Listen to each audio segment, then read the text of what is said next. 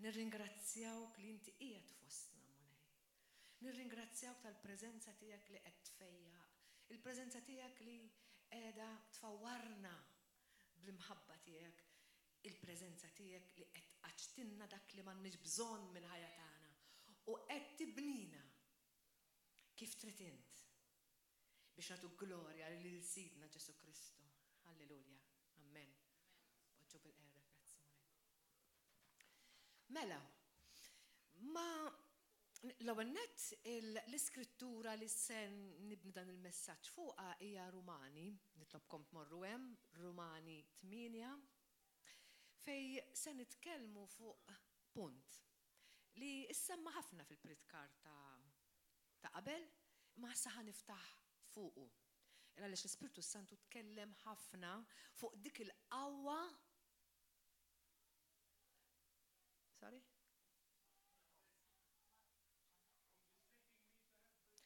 Okay. English speaking, go for the headphones. Who need the headphones, okay?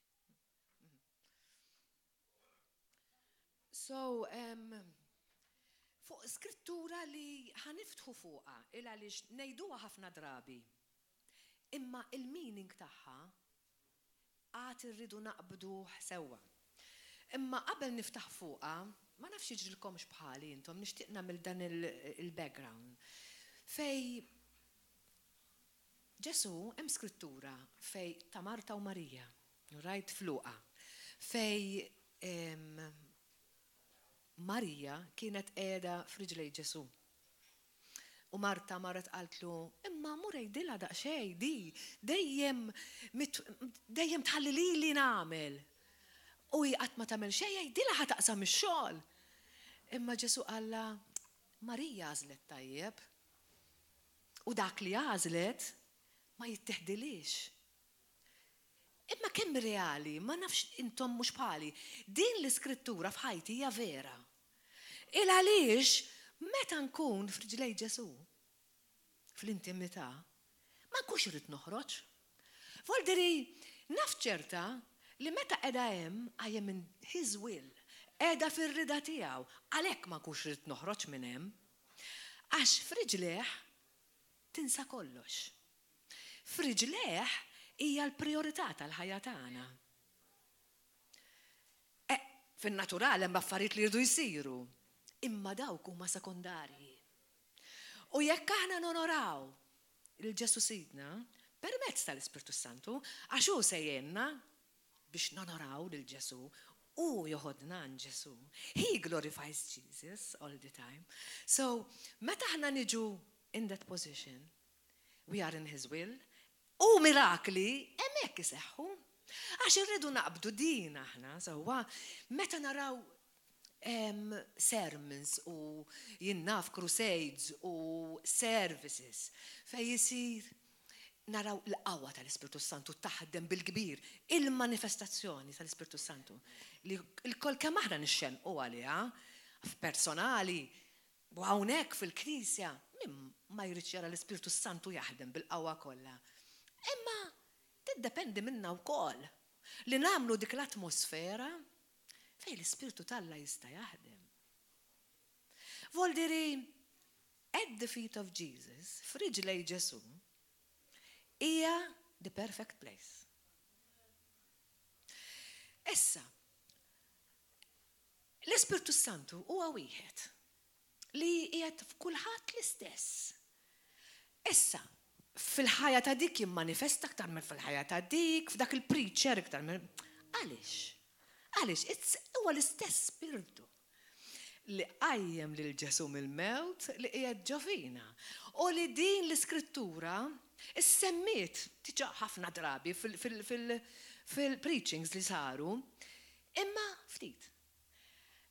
Issa din is-session ħaniftħu fuqha, il għaliex meta kont qiegħda fl-intimità mal-mulej u din ilu li tajli din l-iskrittura, però it's confirmed naf fiċ-ċert li issa irid jiftaħ fuq għal-mulej għax il-kelma li tani it is a sobering scripture. Għaliex? Għaliex naħdu għalajtli ħafna drabi. Naħdu għalajtli. Ejju morru hemmhekk ħanaqraw morru. Romans 8 u ħanibda minn verse 5. Din il-pritka it-titlu tagħha il-ħidma tal-Ispirtu Santu ġo fina. Għaliex l-Ispirtu talla għalhekk qiegħed ġo fina biex jaħdem. Issa, jekk aħna nħalluh jaħdem, din il-manifestazzjoni li tant nixxenqu għaliha, ħanarawha. Inkella għal x'qiegħed jagħmel fina. Hemm skop. U dal-iskop we have to yield, irridu nċedu għalih. Inkella se jibqa' ma jseħħx. Dik hija iċ-ċavetta ta' din il-session. Mela, verse 5, ħanibdew naqraw minn hemm. Verse 5, Romans 8, verse 5. Dawk li jgħixu skont il-ġisem, ħsiebhom fil-ħwejjeġ tal-ġisem.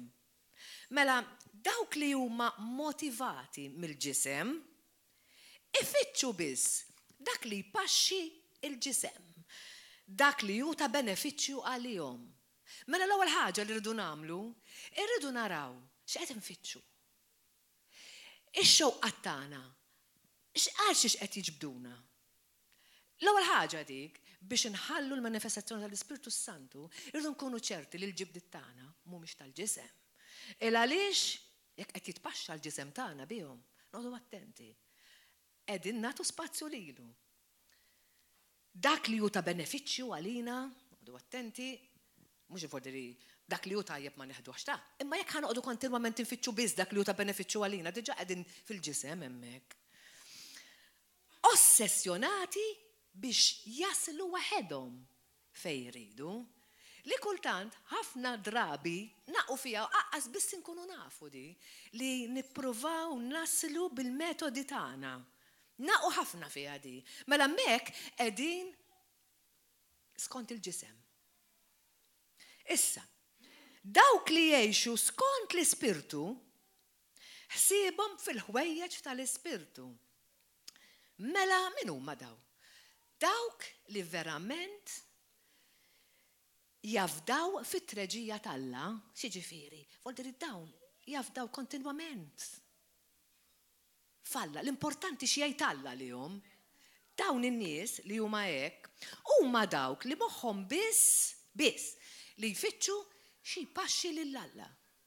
Voldi hemm differenza hemmhekk, diġà qegħdin naraw, irridu nkunu ċerti li dak li aħna nfittxu kontinwament biss irid ikun dak li joġob lil Alla. Inkella jekk ħajkun joġob lilna, ħankunu fil-ġisem. Issa, kif ħankun naf joġob lil Alla? Hija sempliċi. Kif? Naqbad il-kelma talla u nimxi fuqha. U ma nistax niżbalja, toġobni u ma toġobnix, diki fuqha rrid nimxi, hemmhekk qed nimxi fl-Ispirtu jien. Qiegħda fl-Ispirtu. Vers 6. Ix-xewqat tal-ġisem iwasslu għal-mewt issa, voldiri hemm ċirkostanza issa. Hemm sitwazzjoni li se tiġi, forsi mhux just it's an option, jekk irridx nagħmilha jew le, jekk ħanagħmilha hemm konsegwenza issa, arawha. Ix-xewqat tal-ġisem iwasslu għal-mewt. Voldi li noqogħdu attenti, għax hekk ħanażlu li nimxu fil-ġisem, ħanaslu għal-mewt. X'jiġifieri? Ir-raġuni, xi kultant mhix qiegħda għad-dnub biżdi, fis-sens li jekk ħanimxu fid-dnub, hija ovvja li ħanaslu fi għal-mewt. Imma xi kultant ir-raġuni, il-loġika mingħajr l-Ispirtu Santu twassalna l-mewt, twassalna l-falliment. Għaliex? Għax m'hemmx l-erf talla f'dik id-deċiżjoni li aħna nieħdu waħedna jekk aħna nagħmluha bil-ġisem u ħatwassalna kmien jew tard ħanaslu żgur għal-falliment. Għaliex? Għax maħniex niffukaw fuq Alla. L-attitudni tagħna turih lil mulej li maħniex qegħdin niffukaw fuq Alla għax hemm aħna fin-nofs. M'hemmx l-Ispirtu Santu, imma mingħajr ma nafu qed nagħmlu dnub. Għaliex qegħdin ninjoraw l-Ispirtu tAlla. Qegħdin neleminawh mill-ħajja tagħna. Ara kemm hija voldiri sottili l-affari. Għaliex maħniex naraw l-qawwa tal-Ispirtu Santu? X'qed nagħmel ħażin, mhux qed nagħmel dnub. Wieħed qed qegħdin ninjoraw l-Ispirtu tal-Alla. Mela ix-xewqat tal-ġisem iwasslu għal-mewt. Ix-xewqat tal-Ispirtu mbagħad iwasslu għal-ħajja u għas-siliem. Volderi ix-xewqat tal-Ispirtu, jekk jiena qed nagħmel, qed infittex dak li l-Ispirtu Santu jrid, ħanasal għal-ħajja u għal-paċi. Iva, min irid ħajja u paċi. Mhix kontinwament infittxuha dik, qed jagħtilna kif. Fittex il-ħajja tal-Ispirtu. Imxi fl-Ispirtu. U l-ħajja tafx ħajja u xek. Il-ħajja bil-kotra li ġitina Ġesu.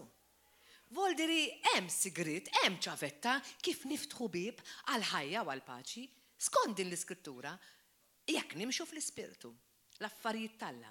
Vers 7. Għalhekk ix-xewqat tal-ġisem issa mmorru pass ieħor. Huma l-edewwa tal-Alla. L-aħwa. Edewwa tal-Alla.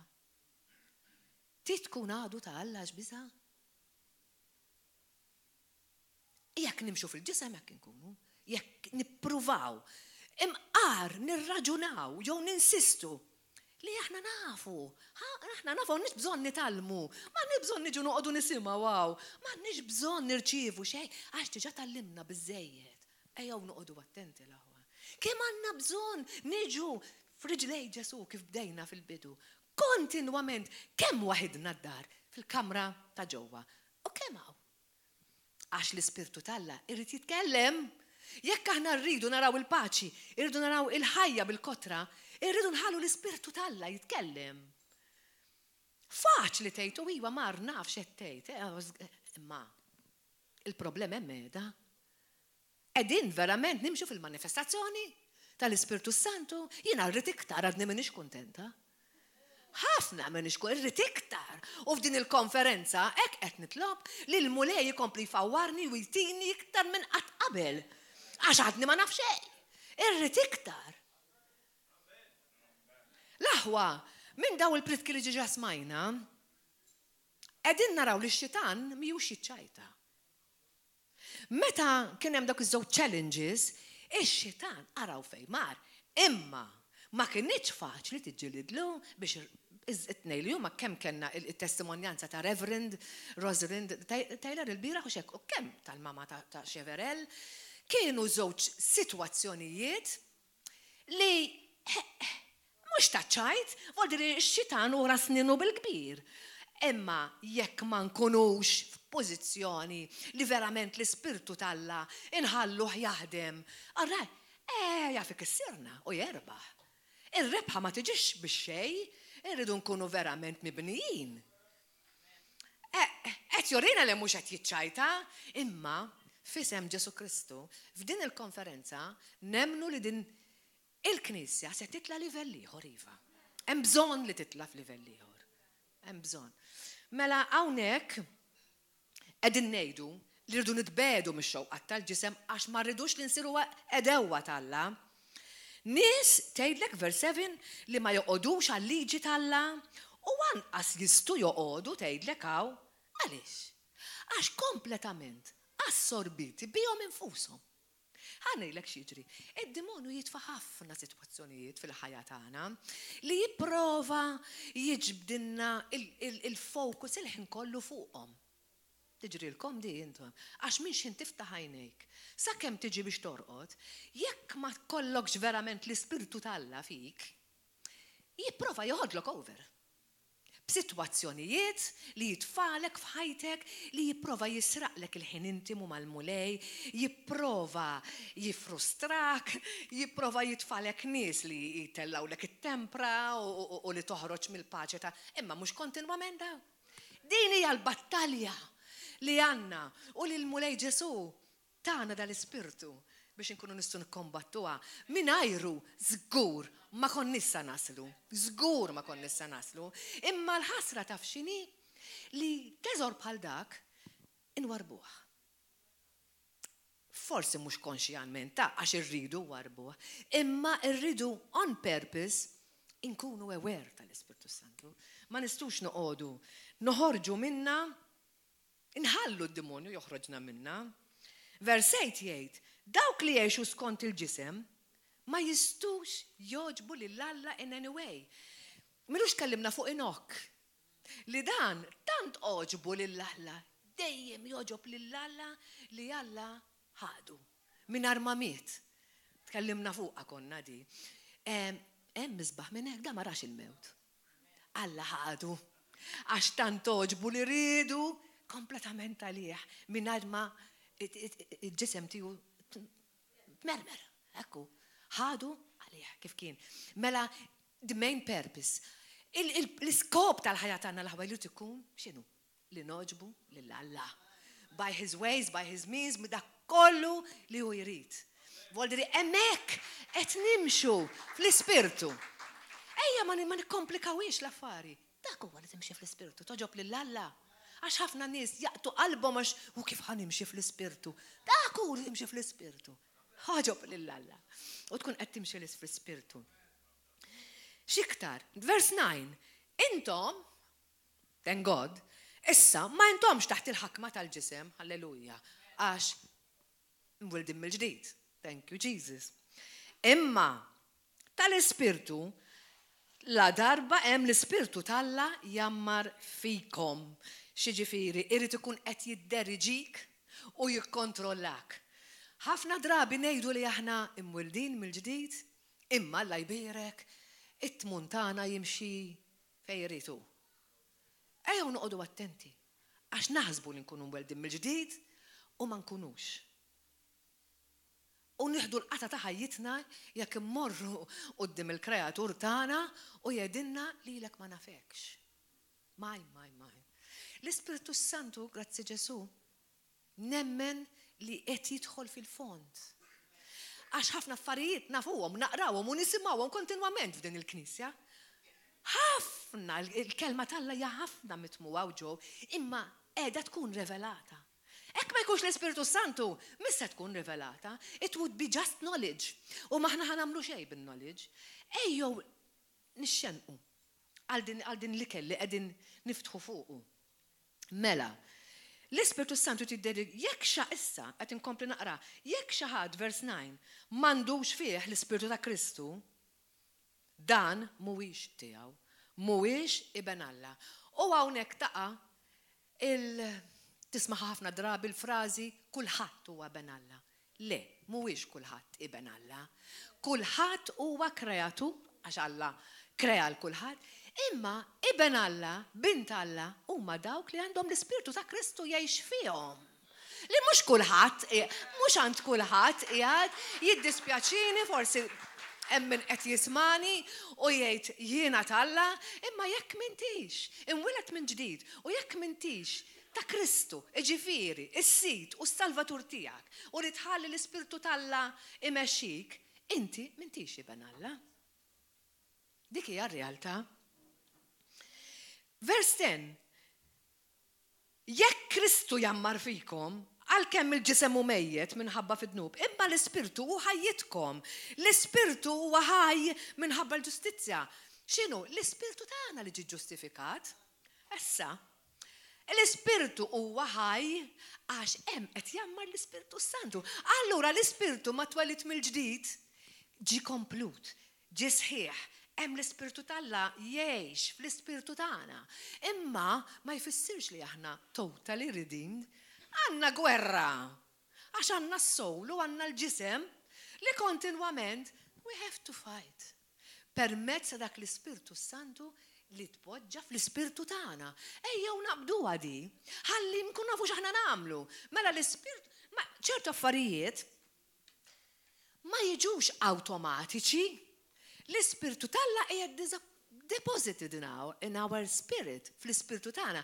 Imma issa hemm ir-ruħ, is-soul li l-kelma talla tedinna li tiġi, all right, tiġi mġedda bil-kelma talla kuljum.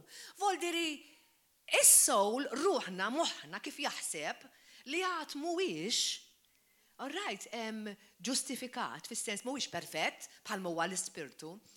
Irridu bil-kelma talla kuljum moħħi jrid isir jaħseb. Mhux iktar kif taħseb id-dinja, kif kont tallimt, kif kbirt, imma kif tgħid il-kelma. U hemmhekk qiegħda l-gwerra. Għaliex mhux faċli li int taqbad il-kelma talla u tħalliha tbidlek. Il-kol kemm aħna nafu x'biċċa di, kemm hija qibsa. Imma allura l-Ispiritu Santu fejn jidħol? Mhux għalhekk qiegħed hemm. Jekk inti tonorah u tħallih jaħdem, titlob u tgħidlu jgħinek, ħajħallik, ħajurik kif tinbidel, għax mhux faċli tinbidel, mhijiex faċli. U hemmhekk il-ġisem iċedi, jinżel, irridu nitalmuha dil ħaġa għax inkella jekk ma nkunux nafu naħdmuha dil biċċa xogħol, ma nista' naslu. U l-manifestazzjoni maħna ħanaraw qatt. Hawnhekk hekk qed jgħid l-Ispirtu waħaj, imma mbagħad qatt baqgħna x'nagħmlu biex moħħna nġedduh u nkissru l-ġisem. Vers 11 li rrid nasal għaliha. Jekk l-Ispirtu ta' dak li qajjem il-Ġesu mill-mewt jammar fikom. L-Ispirtu ta' dak, ejjew nomoduha daqsxejn. L-Ispirtu ta' dak li qajjem lil Ġesu mill-mewt. X'jista' jkun ikbar minn hekk? Dak qiegħed fina qed jgħidhaw. Jiena lija di għadda ma tistax niżilha kif irrid. Emnuni għadni ma nistax, għadni qed nomoda u rrid iktar nomoda sew ħatinżel. Qiegħed fina, hemm dik il-qawwa fina. Mela Alla stess li qajjem lil Kristu mill-imwiet, iqajjem ukoll il-ħajja tagħna, il-ġisem mejjed tagħna bis-saħħa permezz tal-Ispirtu tiegħu li jammar fikom. Voldiri bl-istess mod li Alla qajjem lil Ġesu mill-mewt u ta' ħajja ġdida lil Ġesu, ta' ħajja ġdida x'qajmu mill-mewt, hekk qajjem lilna mill-mewt li konna fiha għal ħajja ta' dejjem, alleluja. Ejja naqbdu. Issa il-ħajja ta' dejjem qiegħda għandna għax hemm l-Ispirtu Alla fina li ma jmut qatt. Tak l-Ispirtu li rċivejna hija xi ħaġa li tittomoda sew. Dak huwa l-livell, l-istandard tal-Kristjan li Alla jridna. Issa, hekk qegħdin xem, jew le, tiddependi minna dik. U hekk qed jgħidilna hawnhekk, spiċċa dak iż-żmien li tibqu f'dik il-livell. Hemm bżonn li naraw il-mirakli, hemm bżonn li niġġieldu bil-qawwa kontra l-għadu u nirbħu. Għax ħafna Kristjani jeħlu fit-trials, ħafna Kristjani jeħlu fit-challenges, għax daw ġejjin kontinwament, imma bl-arfin li jint għandek dil-qawwa. U għajja li qajmet il-Ġesu mill-mewt, qiegħda fina. Mhux ittik il-qawwa li tikkumbattih id-demonju, bija titmur. It's the sword of the Spirit, alleluja, li inti taqbada bil-qawwa tal-Ispiritu Santu u tiġġilida lid-demonju. Inkella maħniex ħaniġġildulu jekk ma jkollniex għarfien ta' dil-kelma. Li hija l-istess qawwa li qajmet il-Ġesu mill-mewt li ħatfejjaqni. Dik il-qawwa li qajmet il-Ġesu mill-mewt li ħateħlisni mit-sitwazzjoni li qiegħda fiha finanzjarja, mar-raġel, mal-mara tiegħi, mat-tfal. Ix'inhi is-sitwazzjoni li qiegħda fiha, l-istess Spirtu Alla li qajjem lil Ġesu mill-mewt dik l-istess qawwa qiegħda fina. Issa, imma x'eżatt hija din il-qawwa? Fiha rridu nomodu. Vers 10 jgħid, Ġesu Kristu jammar fikom. Min hu Ġesu Kristu? L-iljun ta' Ġuda ta' qiegħed jammar fina. Dak għandna fina li Alla taħ l-awtorità kollha kull seta' u qawwa ġiet mogħtija lilu tgħidilna l-kelma sewwa dik qiegħda fl-ewwel Petru 3:22 jekk intom tidu tmorru tarawha biex ma nidħlux fiha issa, John 3:35 għal min għadu ma jafx u Matthew 28:18 li Alla ta' is-seta' u l-qawwa kollha lill-ibnu.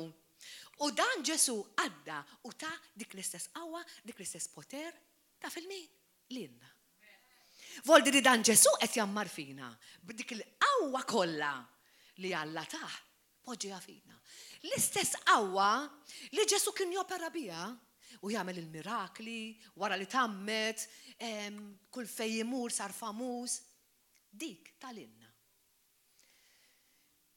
Dan huwa l-qofol tal-Kristjaneżmu jien għalija u rrid naraħ realtà f'ħajti. Nitpaxxa meta nara il-qawwa tal-Ispiritu Santu taħdem. Ma rrid inkun imkien iktar jekk mhux f'dik il-preżenza. U jekk ma nkunux maqudin kollha fiha di, ma nafx kif irridu naraw bħala Knisja dik il-qawwa li għandna naraw. Issa, din il-qawwa x'inhi? Qawwa li iktar minn hekk hija mxenqa biex taħdem fina, għax aħna nixxenqu aħna li rriduha, imma rridu nżommu f'moħħna li dan l-Ispiritu Santu huwa mxennaq biex jaħdem fina. Huwa mxennaq biex jirrivelanna s-sigreti u l-qawwa talla. U stess hija timxennaq fina biex aħna biex jaħdem magħna. Imxennaq biex iħobb minn ġo fina. Għalina li forsi ngħidu kemm hija diffiċli biex inħobb. Tiġrilkom di li ħafna drabi ssiba diffiċli biex tħobb. Li wara kollox hija arma. Li inti timxi fl-imħabba hija arma li tkisser l-għadu. Għalija importanti li nimxu fl-imħabba. Allura l-Ispirtu Santu huwa mxennaq biex jorina kif nimxu fl-imħabba. Jorina, mhux aħna, il-ġisem tagħna muqat se jasal biex iħobb kif iħobb Alla. Għax l-imħabba tal-ġisem hija karnali. L-ewwel jien u daqshekk it-tieni jien, it-tielet jien wala bibi minn kollox u minn kulħadd. Dik hija realtà. Din l-istess qawwa imma rridu nitalmu nirrelisjawha. Ma nafx, imma li nitalmu nirrelisjawha hija importanti. Għaliex? Għax nixtieq ngħaddilkom daqsxejn ta' stampa. Ta' eżattament kif qiegħed jaħdem l-Ispirtu tal-Alla il għaliex meta aħna twelidna mill-ġdid, x'ġara? Il-qalb tagħna, sewwa x'tgħid il-kelma, il-qalb tagħna l-mulej bidilha. Minn qalb tal-ġebel għamlilna qalb tal-laħam. Halleluja. Qalb li tixbaħ dik il-ħamrija fertili. Ħamrija li hija il-bidwi ħaħsib li fertilizzaj, ħalbataj, qalliba, u ħawwila, voldiri għamel, għamel operazzjoni sħiħa fija, bħal dik il-ħamrija lesta, rikka, mimlija nutrimenti li huwa l-Ispirtu Santu. Li hemm kollox, hemm il-mija ta' Kristu ġiġa qiegħda f'qalbna. Voldiri dak li għandna bżonn fit-twelid mill-ġdid, ġimpoġġi ġo fina. Diġà qiegħed hemm f'din il-qalb. Hija daqsxejn waħda kif tgħidha? Amazing xi kultant u overwhelming. Għax tibda tgħid imma impossibbli għandi kollox ġo fija, meta għandi tant nuqqasijiet f'ħajti. Inħabbat wiġġi ma' dawk il-problemi kollha. Imma hemm qegħdin għaliex? Għax il-mila ta' Ġesu Kristu hija dik. Issa, il-problema hija li mhux ma nemnux li qiegħda hemm, imma kif ħadd immanifesta f'ħajjitna? Kif ħadd immanifesta? Mela din ħamrija hija lesta hemmhekk. Imma għajdu li intom, ħamrija rikka kemm rikka. Waħida hemm ħatati frott. Ma tistax tagħti frott. Imbilli qiegħda hemm lesta. Imma ma tagħtix frott. Jekk ma jkollix żerriegħa. Iż-żerriegħa li tiġi miżruha ma tistax din il-ħamrija li hemm il-frott kollu diġà qiegħed fiha tipproduċi l-frott. Jekk aħna ma naqbdux mal-Ispirtu il-kelma tal-Alla li hija żerriegħa, qegħdin naraw is-sigriet ta' kif nirrilisjaw il-qawwa. Irridu naqbdu iż-żerriegħa speċifika. Jekk il-bidwi jrid jagħmel frott tat-tadam jew frott tat-tuffieħ, jaqbad a specific seed. Di tat-tadam, di tat-tuffieħ. U jekk ħajżra tadam, ħajstenna tadam. Mela jekk kien għandi bżonn il-finanzi, se naqbad kelma tal-Alla li ħa twedni promise li ħa tagħtini l-finanzi. Jekk għandi bżonn il-fejqan, se naqbad żerriegħa mill-kelma tal-Alla fuq il-fejqan. Hija prinċipju tas-saltna tal-Alla l-aħwar jekk aħna rridu nimxu fis-saltna, hija din il-prinċipju. Meta aħna nemnuha qed tinżel fil-ħamrija. Taqbad dik iż-żerriegħa, temmina il-kelma tal-Alla speċifika għal ħajtek u niżilha. L-Ispirtu Santu meta jismana and we come in agreement ma dak li qed jiġi depositat, hemm tiġi rilisjata il-qawwa tal-Ispirtu Santu. Hekk taħdem għandek il-ħamrija, lesta u għandek żerrija li hija kif tgħid il-kelma incorruptible ma nafx kif tgħidha bil-Malti, sewwa li hija tirnexxi żgur li hija l-kelma tal-Alla m'hemmx fejn tmur u narawha taħdem f'ħajjitna. Imma jekk il-ħamrija ma tkunx fertili, tkun barren, tkun mejta, tista' mhux titfa' żerrija għax mhux ħataħdem. Għax il-ħamrija mejta. Mela we have to make sure li l-ewwel qed nkunu mweldin mill-ġdid vera għax għal dawk li mhumiex imweldin mill-ġdid din il-prinċipju ma taħdimx.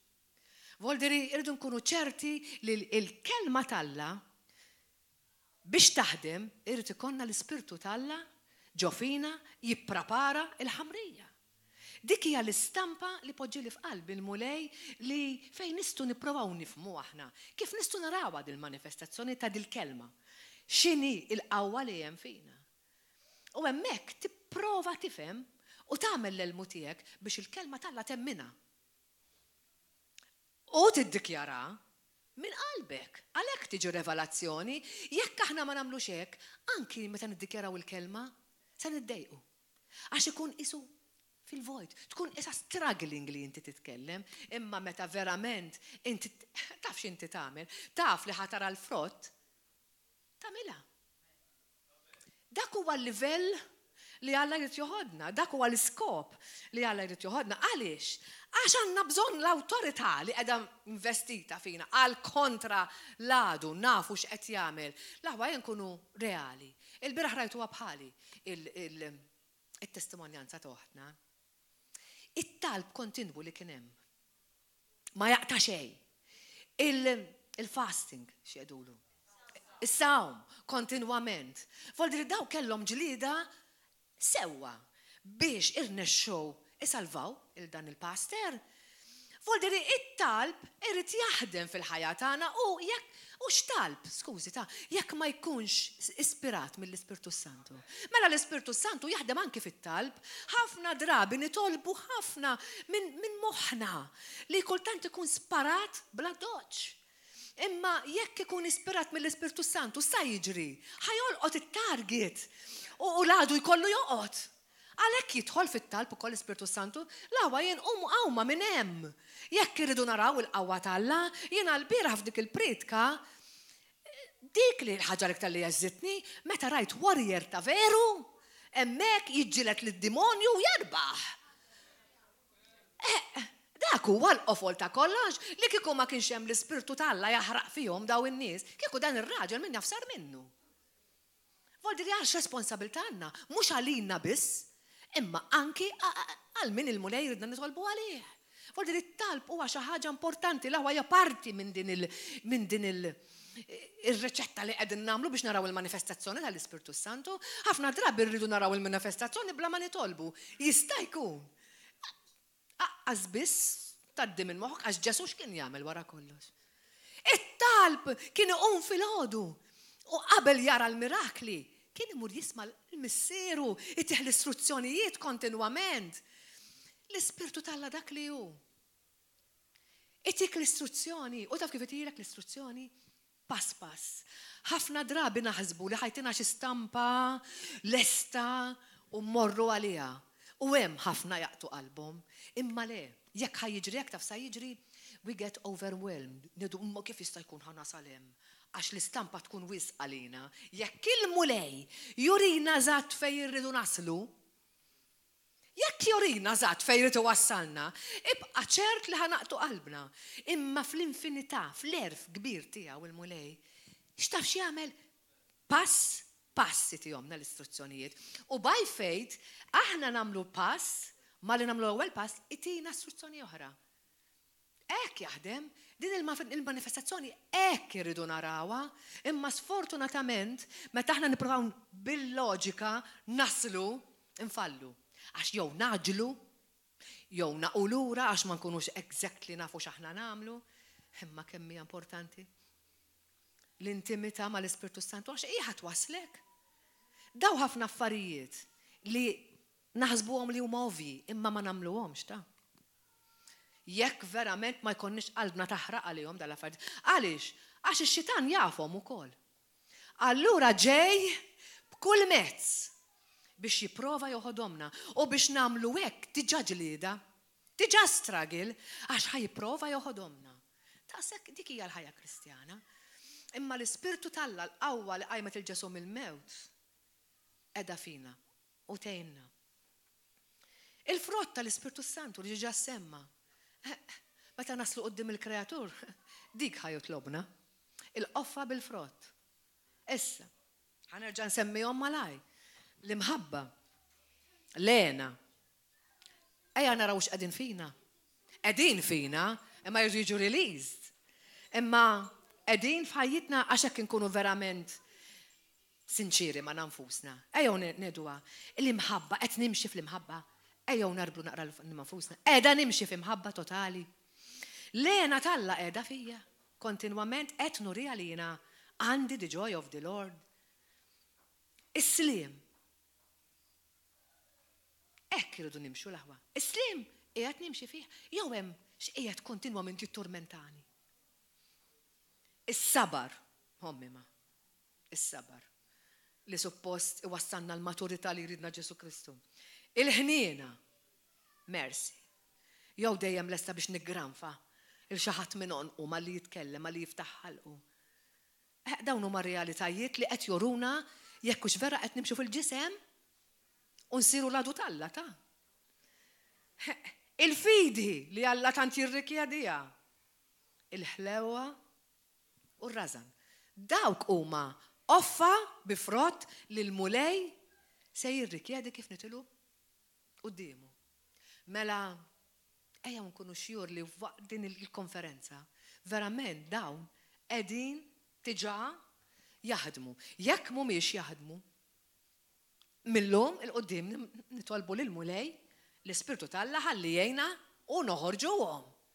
Ejja ma nibqux iktar reqdin l-aħwa x'inkella nibqu fejn aħna. Mela dak huwa bażikament Rumani 8:11 il-qawwa li hemm li qajmet il-Ġesu mill-mod qed taħdem. Ġesu kien kontinwament jaħdem b'dan il-mod. Issa, 5 punti qabel nagħlaq kif nikkoperaw mal-Ispirtu Santu għax issa wara dak kollu għajli ma kif ħan nikkopera mal-Ispirtu Santu issa biex nara dak li qed tgħid. Number 1. Nonoraw u nirrispettaw il-preżenza tiegħu. L-Ispirtu Santu, ħafna drabi nibdaw it-talb aqqas biss jinstema'. Number 1. Ħafna drabi niġu għat-talb mingħajr aqqas biss ikkonsoltajnieh. Ħafna drabi nibdaw il-worship. Bil-worship leader jgħid kemm jiflaħ, jew quddiem ħanibdew. U kulħadd jgħid kemm jiflaħ hemm wara kif intu għax hekk. U l-Ispirtu Santu jistenna fuq il-pulptu. Kif irridu nikbru? Mela number 1, l-ewwel ċavetta, li rridu nonoraw il-preżenza tal-Ispirtu Santu. We are aware, alla volja ma jidirx. Imma hemm qiegħed. Kif tridu jaħdem mbagħad waqt il-worship? Jekk inti taqqas biss onorajt il-preżenza tiegħu. Dik number 1, ċavetta anke fil-ħajja tagħna. Onorah, jekk għandek xi sitwazzjoni, mhux tippanikja. L-Ispirtu Talla qiegħed fija. Dak se jiftaħ li ċavetta. Number 1, onorah. Ma dik l-ewwel waħda. Number 2, naduraw lil Ġesu. Kif naduraw lil Ġesu? Xtejt il-kelma? The highest form of worship is obedience. L-obbedjenza jekk aħna nobdu lil Ġesu, tafu xi ġifieri? Tobdi l-Ġesu. Mhux iktar x'ngħid jien, imma x'jgħidu. Volderi hemmhekk qegħdin naduraw lil Ġesu. L-Ispirtu Talla xogħlu honoring Jesus. Volderi biex jaħdem l-Ispirtu Talla irridu nkunu verament qegħdin nonoraw u nfaħru u nollu l-isem ta' Ġesu billi nobduh. He's our Lord. Mela dik it-tieni ċavetta. It-tielet waħda hija l-fidi. Ejjew immorru xi ħaġa skrittura oħra żgħira biex naraw kemm hija importanti l-fidi. Number 3. Mingħajra ma jsir xejn fil-kelma talla Mark 6, morru hemmhekk. Ħanaraw daqsxejn x'tiet il-kelma talla. Mark 6.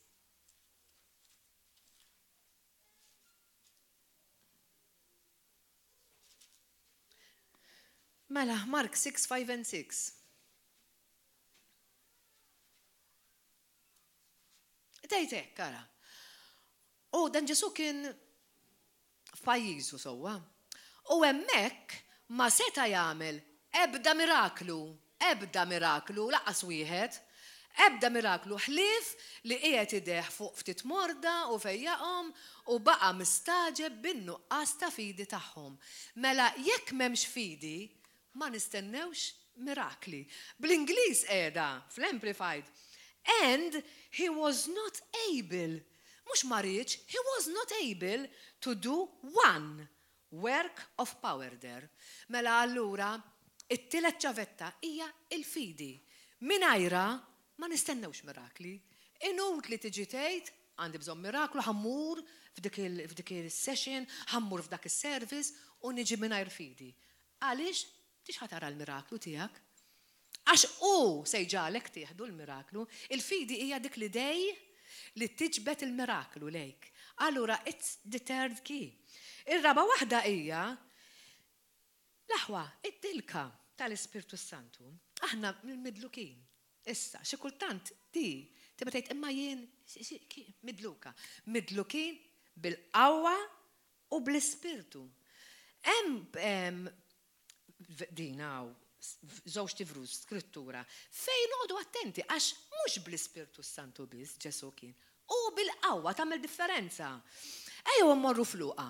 Ħanorikom id-differenza tagħha din għax kemm importanti Luqa 4.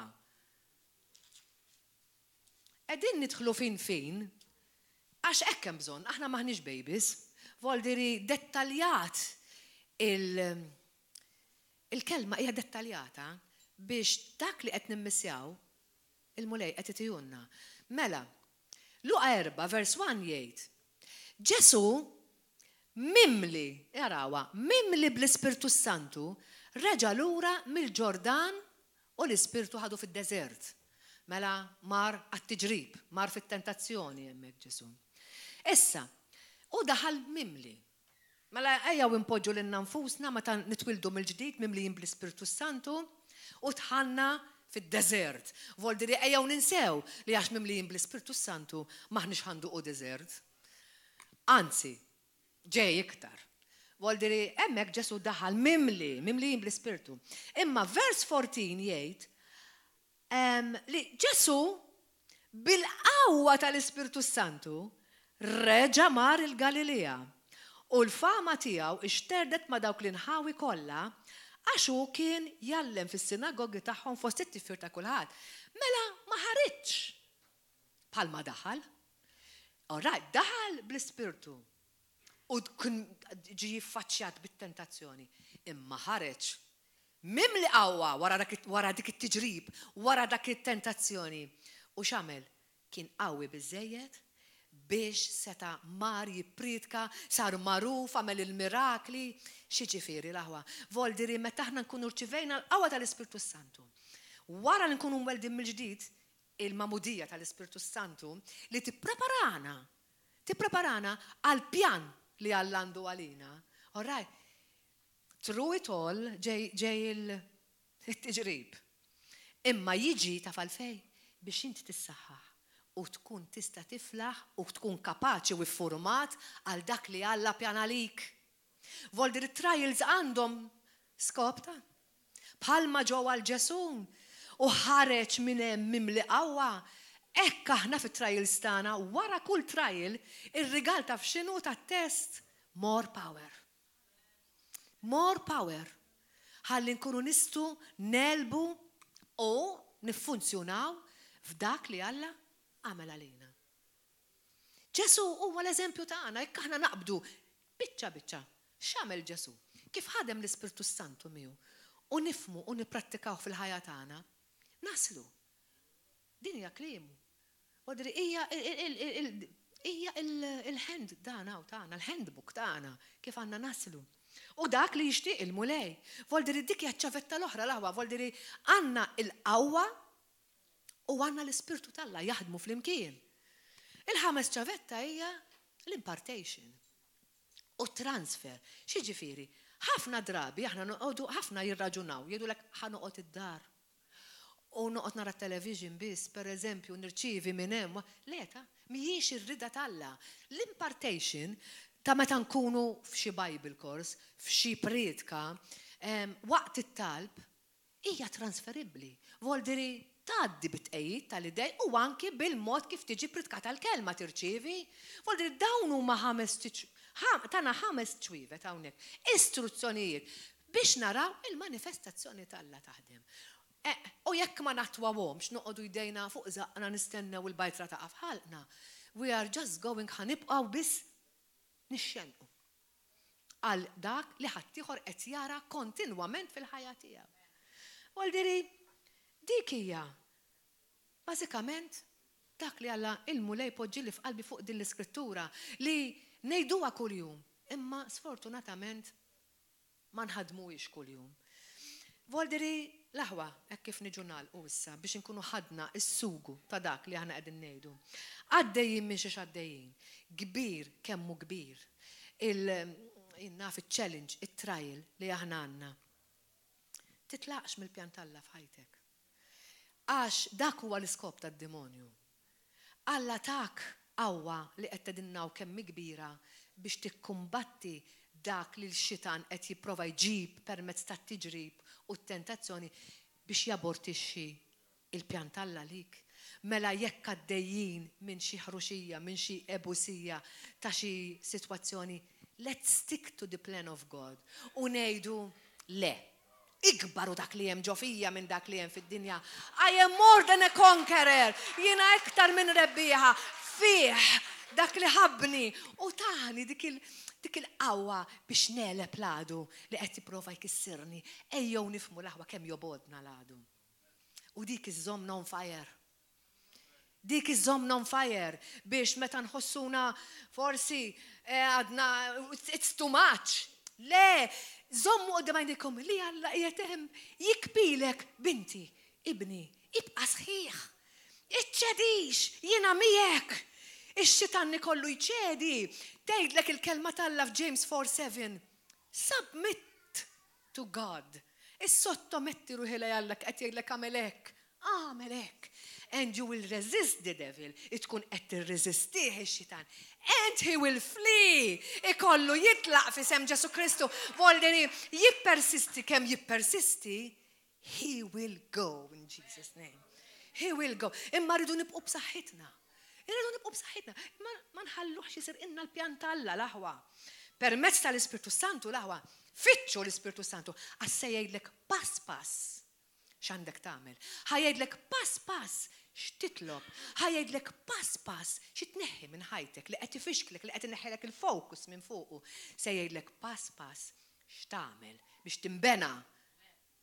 Kollox jorik. Allura l-Ispirtu Alla dak huwa l-iskop tiegħu.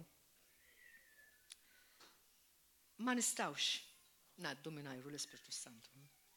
U li għandi f'qalbi qabel nagħlqu li nagħmlu qatt talba żgħira ta' repentance. Nagħmlu talba biex nuru l-Ispirtu Santu li verament jiddispjaċina meta aħna ninjorawh. Li ħafna drabi riżultat ta' hekk meta ninjorawh impattu bil-qares. Illa li x'nidħlu fi sqaq li xi kultant mhux faċli toħroġ minnu. Allura ejjew nipprevjenu li nidħlu f'xi sqaq li m'għandux tmiem billi nonoraw l-Ispirtu Santu. U ħanitolbu illa li jiena nemmen personalment ħafna li it-talb huwa l-qofol ta' kollox. Dak li Ġesu għamel jitlob u li dejjem għalinna biex namlu itolbu bla waqfin. Għaliex bla waqfin? Without ceasing. Għax il-ġlida hija kontinwa. Hija kontinwa. Bla tregwa l-aħwa. Voldiri, ej noqogħdu attenti u ma nedux u waħlist minn dil-biċċa xogħol. Issa I would let il-guard down. Ħanistri issa. Lesta dik il-ġlieda, mhux hekk. Allura jekk inkunu verament on fire bl-Ispirtu Santu, kontinwament lesti għal-ġlieda. Nqumu bil-wifqa ħalli we pray u nagħlqu din is-session. So, verament ejja naħsbu ftit. Fejn stajna nikkitnieh l-Ispirtu Santu. U jiddispjaċina minn hekk. Li verament weġġajnieh, jiddispjaċina li weġġajnieh mhix għax tħanna f'xi ħaġa jew f'xi diżastru tortana, imma għax tant iħobbna li kontinwament imxenna biex jaħdem fil-ħajja tagħna u weġġajnieh. U plasek tafxet il-kelma jitnaffar malaj, voldiri bliċken ħaġa li aħna nweġġuh, he will, jinġibet lura. Bħal meta ma tridnix, mela ħaninġibet lura. Għamel int. Ekk jagħmel l-Ispirtu talla. Għalhekk, missier aħna nirringrazzjawk għal din il-ħin li aħna qattajna miegħek mulej. Nirringrazzjawk tal-binnek Sidna Ġesu Kristu li miet u sallab fuq is-salib biex seta tagħna dal-istandard ta' ħajja li ġib glorja lilek mulej. Imma aħna xi kultant infallu mulej qaddis billi naqgħu fil-ġisem. Imma llum qed ngħidulek grazzi li inti tajt l-Ispirtu tiegħek li iddepożitajtu fil-qalb tagħna mulej u aħna nitolbuk biex din il-ħamrija tal-qalb tagħna tkompli taħrata, tkompli tqallibha mulej qaddis biex tkompli tirċievi mulej din il-qawwa hekk prezzjuża li inti poġġejt fina mulej. Spirtu Santu aħfrinna. Ta' meta aħna ħsibna u ġejna mqarqin li nistgħu naslu b'xi mod mingħajrek. Ta' meta għażilna mulej li nieħdu triqna għax faċli iktar milli nieħdu triqatek li wara kollox żgur se jwassluna bħal meta il-kelma għal ħajja u għas-sliem. Għalhekk nirringrazzjawk ta' din il-kelma mulej. Nirringrazzjawk li inti bnejtna d-darb'oħra mulej. Nirringrazzjawk li poġġejtna f'dik il-pożizzjoni li nifmu x'qawwa hemm iddepożitata fina. Nirringrazzjawk mulej li l-istess qawwa li ħadmet fil-ħajja ta' Ġesu, li qajmet lil Ġesu mill-mewt. Qiegħda fina alleluja. U li ħataħdem fil-ħajja tagħna u ħatati glorja lilek mulej. Fisem Ġesu Kristu alleluja. Amen. Amen. Alleluja. Grazzi mulej jkun onorat ismek. Qabel nagħlaq nixtieq hekk hawn xi ħadd ma nafx, forsi qiegħed hawn l-ewwel darba u għadu ma jafx lil Ġesu.